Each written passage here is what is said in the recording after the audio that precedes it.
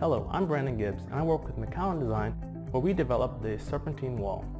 In this course today, we'll go from basic scripting to fabrication export for the Serpentine wall. The steps of this process are first making the initial geometry, then refining it and visualizing it, then going on to organizing our script, making it standardizable, and also preparing it for export.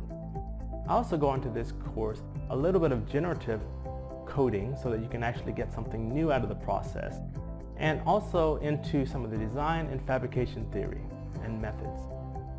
What I hope you'll learn and take away is an awesome set of skills and ideas that can inform you in your process, in your projects, and in your design work in parametrics and digital design in the future.